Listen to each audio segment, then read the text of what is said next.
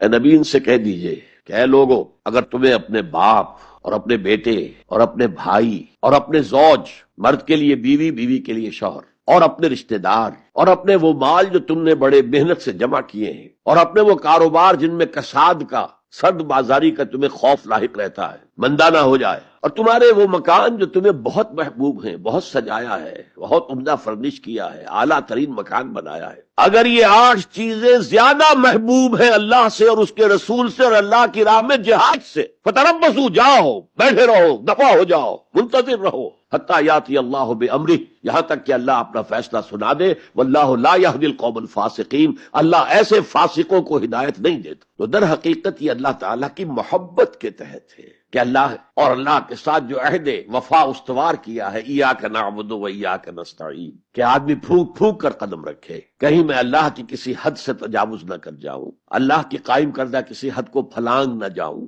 کہیں ایسا نہ ہو کہ شریعت کا کوئی حکم میں پامال کر دوں، پھونک پھونک کر قدم رکھنا، لو سانس بھی آہستہ کہ نازک ہے بہت کام، آفاق کی اس کارگہ شیشہ گری کا، اس روش کا نام تقویٰ ہے۔ دنیا کا تقویٰ یہ ہے، آخرت کا تقویٰ یہ ہے، آگ سے بچ جانا نتیجہ ہے۔ وَاتَّقُوا النَّارَ الَّذِي وَقُودُهَا النَّاسُ وَالْحِجَارَةُ، بچو اس آگ سے جس کا ایندھن بنیں گے انسان اور پتھر۔ یا ایھا الذین آمنوا قوا انفسکم واہلیکم نارا، اہل ایمان بچاؤ اپنے آپ کو اور اپنے اہل و عیال کو آگ سے۔ تو دنیا کا تقویٰ اور آخرت کا تقویٰ، یہ ہے تقویٰ کے لفظی معنی۔ بلکہ اس میں اضافہ کروں کچھ، ایک دفعہ حضرت عمر فاروق رضی اللہ تعالی عنہ یہ مجلس شورا میں یہ بحث چل نکلی، تقویٰ کسے کہتے ہیں، ہاؤ ٹو ڈیفائن تقویٰ۔ سب حضرات نے اپنی اپنی رائے دی۔ حضرت ابی ابن کعب رضی اللہ تعالی عنہ ایک انصاری صحابی ہیں جن کے بارے میں حضور نے فرمایا ہے کہ اقرأہم ابی ابن کعب، میرے صحابہ میں قرآن کا سب سے بڑا جاننے والا ابی ابن کعب ہے۔ وہ خاموش بیٹھے ہوئے سن رہے تھے باتیں۔ حضرت عمر نے خاص طور پر کہا، ابی